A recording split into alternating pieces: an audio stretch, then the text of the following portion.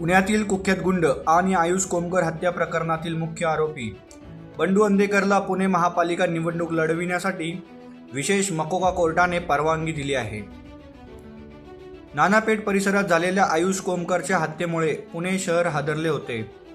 या हत्याकांडात बंडू अंधेकरसह एकूण 15 जणांना अटक करण्यात आली होती.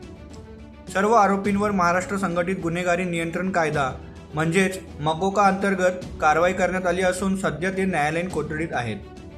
याच दरम्यान बंडू अंधेकरकडून निवडणूक लढविण्याची विनंती करण्यात आली होती. ही विनंती तपासून पाहिल्यानंतर विशेष मकोका कोर्टाने आज एक महत्त्वाचा आणि चर्चेत राहणारा निर्णय दिला आहे.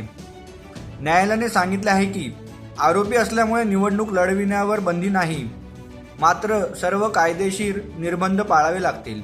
पुणे महापालिका निवडणुकीच्या पार्श्वभूमीवर गुन्हेगारी प्रकरणात अडकलेल्या व्यक्तीला कोर्टाकडून मिळालेली ही परवानगी राजकीय वर्तुळात आणि शहरात मोठी चर्चा निर्माण करणारी ठरत आहे.